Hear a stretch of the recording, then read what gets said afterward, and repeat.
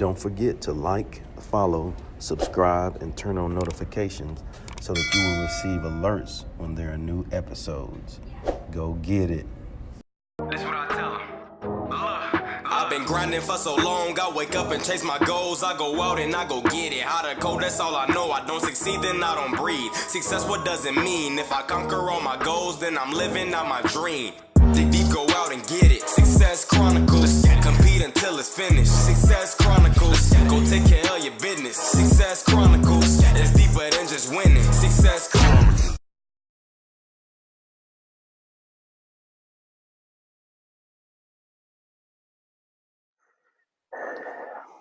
Hey, what's up, everybody? This is Chip Baker coming to you with another topic session with our girl, Tina Huynh. We've done several topic sessions, and she's involved in lots, and a lot of times get to talk with her. And, as we talked off air, it's a reflective process, and speaking of process, what we're going to talk today is the process of connecting. And look at what she and I are involved in, and going to talk about, how we built what we built and the benefits of it. And so that's kind of what we're looking at for this topic as far as the process of connecting. Mm-hmm. So thanks again, Tina, for jumping on and talking the topic with us. I'm excited to get started. All right. Well, first of all, if you don't mind, talk to us about what you do as far as, connecting and what your, I wouldn't say brand, because that's not a really good word for you, or what you built, what you do. So as you were doing that intro, I just kind of thought of how I got started with TEDx Windsor, and I'm a pretty quiet person, so just a year ago, I wouldn't say that I knew too many people in Windsor, especially in the business crowd and like the entrepreneurial crowd. And so when I had the idea to start TEDx Windsor, I really did not know anybody that would be involved or would come to be involved with it. So to start, what I really did was I just put myself out there to like 110% more than I had ever done before. And I went to a whole bunch of different networking events that were geared towards kind of small businesses or kind of people like entrepreneurs, that people that would be interested in an event like TEDx Windsor. And I talked to as many people as I could about it. And I don't know if it was luck or if I just went to the right places. I was in the right place at the right time, but like the first maybe 2-3 people that I talked to about TEDx Windsor were absolutely on board, and like they love the idea. And I know like if you get knocked down a little bit, then it's a little bit harder and you need to stay on your course a little bit, but like it helped tremendously that these people were on board from the get-go, and they were just like, yeah, we'll do it. And it's probably a little bit of like the passion that I had talking about TEDx Windsor, and also that the people that I were connecting with really aligned with the mission that I wanted to bring with TEDx Windsor too. Mm-hmm. So to start, I knew absolutely nobody. So you could pretty much say I started from ground zero with like the connections in terms of Windsor and my community. And so like, even if you don't know what to do, just start putting yourself out there and really just start exposing yourself to the kind of people that you want to meet and you kind of want to be around. And I think that's just a magical place to start. Just start talking about it. Be enthusiastic about it, and you'll draw people in. I agree with that. It was, similar on my end. I do the Success Chronicles for those of you that are watching, and when I interview people and share their success stories on my YouTube channel for inspiration and motivation. And similar to like what you said, when I started, I, pretty much started from ground zero. I've never taken a video editing, uh, directing, movie, picture, anything, photography. I've never taken any of those type of classes before I started any of this, so all of this was new and just based on my everyday life experience. I knew I love music, and I've always done things, with that, and pictures, I take pictures and all that stuff. And so I just thought, well, I can probably put that stuff together, and so, just started learning. And I've always had a passion for being an avid learner, and just listening. Like you said, I'm really a quiet person as well too, and so I hear a lot, like I actively listen to a lot and observe a lot of things, and so I've always been like that. And so I knew that I was blessed and fortunate to be raised by some great people as far as my family. I knew that I was blessed to be around some amazing people in my career. And I would always listen and observe them and hear their stories. And it started because I wanted to give back to those amazing people that were great in my life. They all had stories and, nobody really heard or knew, and so I wanted to give back to those people. And that's kind of where my journey started. And it started with the people that were close to me, that practically anybody that had talked to me, if you talk to me, I'll interview you, and that's kind of where we started. And, it's grown. So, as far as, how have you built, what you've done as far as a TEDx Windsor? I know you've had one so far. Is that correct? Yeah, one. Okay. And we're it's working been on a our year. second one next year. Okay. And so if you don't mind, kind of explain some of the processes of how you put that together. I know we've talked before, and you talked about your team and, they do this, you kind of mentioned some of those things. So if you don't mind kind of explaining some of that, if you don't mind. So luckily the thing with TEDx Windsor is, or TEDx in general, that there's a huge community behind it. So there's a forum online for all TEDx organizers. And if you have any questions, you can always ask people that have done it before, and they'll all answer it for you. And everyone is great at TEDx. And the lucky thing with TEDx is that there isn't too much structure. They have some rules of what they'd like you to do, of what they'd like you to avoid. But otherwise, the general format of the day, like how many speakers you want, how long of a day you want, that's all kind of up to the licensee or the organizer. So just how I did it was that, just like how I started connecting with people initially, I started going to TEDx events that were close to me. So I went to TEDx Chatham, and I went to TEDx Chatham Kent, and I went to TEDx Toronto, and those two gave me a great basis of how I wanted to do my event, like what I wanted it to look like. And then I also went to different types of conferences as well. So I had an idea of what all-day conferences look like. I've been to Forefront. I went to the Archangel Summit in Toronto. So like big and small. Chatham Kent, TEDx Chatham Kent was 100 people, and the other ones were like 500, 1,000, 2,000. So I basically just exposed myself to different types of events and looked at what I liked from each one of them and pieced them all together into my own event. So lots of research for sure, and just keep going forward with your plan. And it's scary a lot of the time, but you just have to continue and keep going. I like it.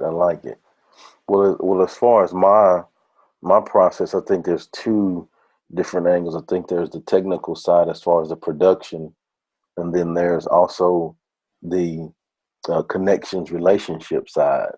Mm-hmm. You know, and just like you said, and and I know, your side is technical as well because you had to have people video and all of that stuff, Mm-hmm. set up all of that.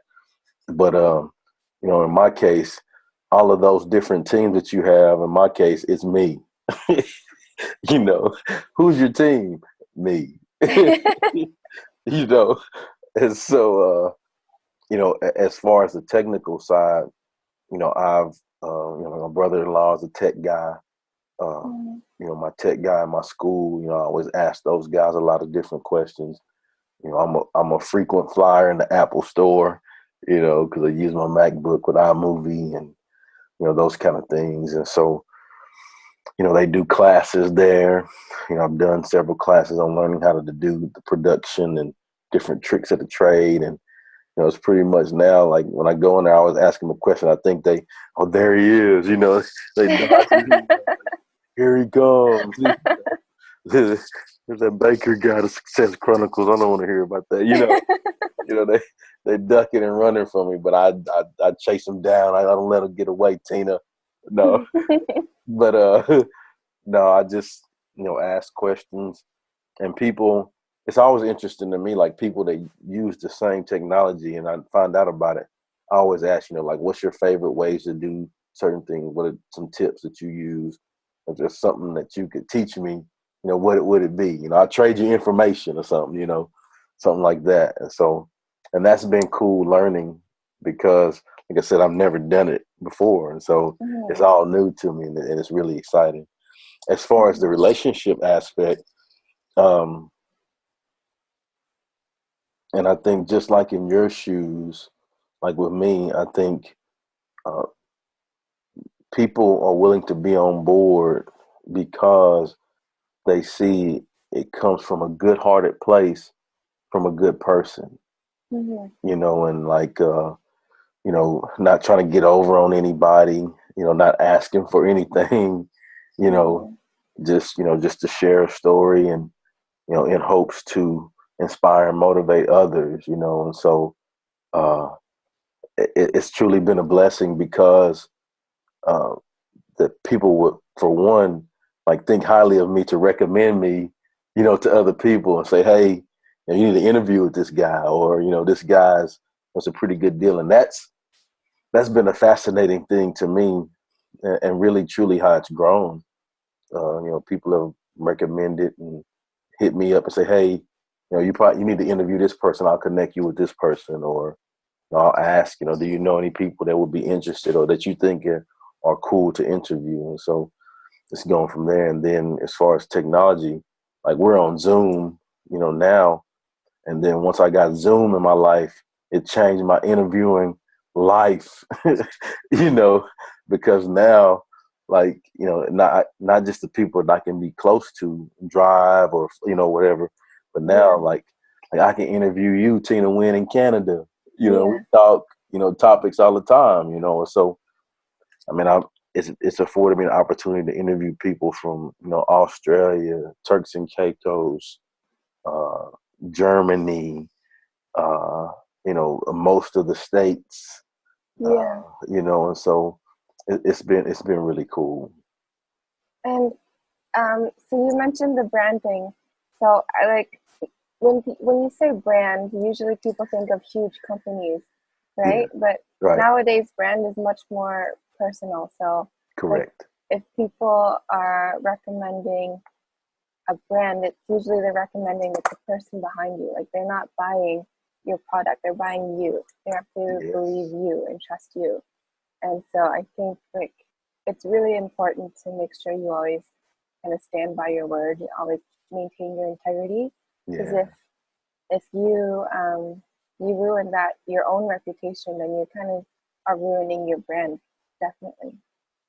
I truly agree with that. And like I said, I think that's really been the cool thing, how I've seen, oh man, it's been a number of cases to where like I interview one person, then that person connects me with another person, and then like, all of the people that they're close to, I interview them. So I'll give you an example, like Best Life Coaching Best Life Creation Society, Mm-hmm. one, and great people. So I interviewed a young lady that's a life coach with them. You know, then she connected me to like the big lady, the CEO of the company. And then within like a week and a half, I interviewed like 8 people in their, in their organization. Yeah. And so, like I said, that's just one scenario, so like it's been really cool how it's grown, and it's been amazing. Yeah. And it all starts off with you being you, like being genuine, authentic, and being true to yourself, and that people connecting with that. Yeah. And then just helping these people out too, and you're helping them, give them what they need, which is a reflection, and then audience as well. And as you say that, it makes me think back to as a kid, growing up. You took me back. Just as my mother's. If you're gonna do something, make sure you do it the right way. Mm-hmm. Work hard. Treat people right. Just like you said, stand by your word. If you tell people you're gonna do something, make sure you do it in a timely fashion, and respond to emails and all of those things that you're taught to do just as a person. If you just, like you said, do that in a genuine way and the best you know how. And we're gonna make some mistakes. There's some things that I've made mistakes on, and I don't mind saying, hey, I blew that. I'm sorry. I messed that up. What we need to do to make it better. And so that's been good. It's all been living and learning. My friend Jason Gaynard of Mastermind Talks, I don't know if he was the original one that said it, but he's the one that I heard it from. Mm-hmm. He says, like, if you go bankrupt and you lose absolutely everything, you're still left with 2 things, which is your word, like your integrity, and your relationships. So make sure you don't damage your integrity in any way, and build on your relationships, and really put energy into growing your relationships too. That's super important. Yeah, I had to write that down. It's a good one. It's a good one. Yes, that's big time. I'm gonna use that again if you don't mind. Mm-hmm. If you go bankrupt, 2 things you still have left: your integrity and your relationship. And what's his name? Jason Gaynard. A little bit of a weird spelling. You want me to spell it for you? Please. Okay, so JAYSON GAIGNARD. Yeah, I'd have never got that. I'm glad you spelled that, because I'd have never got that. He's a really cool guy. Good deal. That's awesome. Well, you tell Jason, I think that's a pretty cool thing, and I think it's true. I totally agree with that. Mm-hmm. Mm-hmm. And then the last deal, I think, is just the benefits of what we've created. What do you see the benefits on your end, or what do you think they are? That's a hard question. It's I like what Jason was saying, how you're only left with your integrity and your relationships. I've built so many relationships out of TEDx. I've got like amazing new friends that I talk to all the time, new business relationships, just new connections. And I find that incredibly invaluable. It's just priceless to expand your network like that. And it's like what we're talking about with the Success Chronicles. Like, you want to have access to those amazing people, because they just kind of open your world up a little bit more. Mm-hmm. And you're able to see what's possible, because you see these amazing people doing incredible things, and then you talk to them and you realize that they're just human. Yeah. And they're kind of figuring it out just like you are. Yep. And that revelation is kind of magical, and it kind of allows me to do more personally, because I know now that I can also do the same. Yeah, I totally agree with that too. As far as, once you meet those people, um, you like just normal people like me. Like Mm-hmm. I've interviewed like authors of a couple of my favorite books, and like going in, I'm like, man, I'm getting to interview this guy, or like Carl Lewis, an Olympian, like, I mean, probably one of the best Olympians ever, Mm-hmm. breaking world records, and like I got the chance to talk with him, and just you get to talking with him, and everybody has a story of overcoming. Mm-hmm. Mm-hmm. And it doesn't matter, where you come from, if you were, raised poor, raised rich. Everybody has to go through their own go through and grow through it, Mm-hmm. so that they learn to be better and get through things. And so I think that's kind of the commonality that I found in all of the interviews, and so everybody has to get through their thing. But I think for me, big picture, it's just to be, being a conduit of inspiration and motivation. It's Mm-hmm. not about Chip, I don't do anything. It's not about me to, I'm not that kind of guy, Yeah. okay, I don't do all of that. But, just to share those amazing stories that I think that I'm enamored by, like I'm just blown away, Yeah. And so if I think that it's really cool, I'm hoping that other people look at them and say, man, that's awesome. And I can learn from it and be better. Just like you also said, I made some great relationships. Uh, people that, like you said, like you get to talk to, often, like, even, just an amazing person that's doing great things and making things better. We talk and reflect on the processes and how to be better, and, try to help each other with strategies and those kind of things. And so I think that's been one of the really cool things. And hopefully my goal is one day to travel and visit all of these people, and get to see them, ones that I've done like on Zoom or whatever, Mm-hmm. travel to where they are and visit and see what it's like. And maybe I'll do some stories on that. So if you're a producer or something and you're checking it out, hey, hit it up, man, get some sponsors, and we'll travel around and do the Success Chronicles. Had to throw that Mm-hmm. plug in there, Tina. I'm sorry. All good. All good. But just, I think the big picture is, and I just told my son this earlier today, because I was talking to him about something. It's going to be a challenging thing for him, and he's like, oh, I don't know, and so, every time that you stretch yourself and get out of the box, you talked about at the beginning, like, I'm really shy, but I put 110% into it to step out there and talk to people. you know Mm-hmm. every time you step outside of the box and stretch yourself, you get better when you take those risks. Mm-hmm.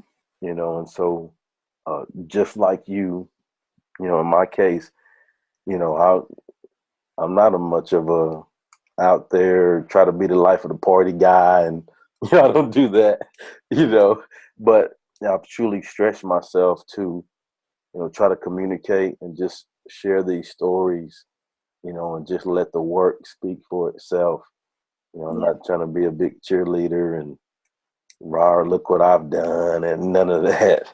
It's just, I'm just enjoying the process and learning lots, and thankful to have the opportunity, live, learn, serve, and inspire. And that's my thing. Yep. That's the motto. That's the motto. Anything else you want to hit on? Um, I think that's it for today. All right. That's all I've got. All right. Well, again, uh, if Tina Wynn can do it, if Chip Baker can do it, so can you. Anybody can do Yeah, it. I was just say anybody. I just say so can you. Well, in your case, so can you. In my case, anybody can. No. But I think, if you can just, let yourself, stretch yourself, step out of the box, and you won't be disappointed that you did it. Even if it doesn't work out the way you planned it, because most times things won't go exactly how you planned them. Yeah.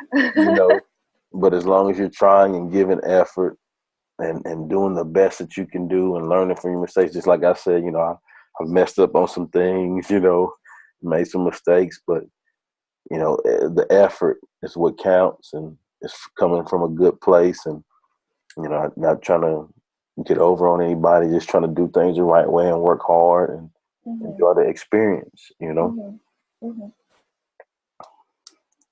Well, again, thank you, Tina, for taking the time to talk the topic, the process of connecting. It's important to connect, and I'm so thankful that I've had the privilege to connect with people through the Success Chronicles. Thank you for this. I enjoy it every time. Yes. All right. We'll see you guys next time. God bless. Bye. Go get it.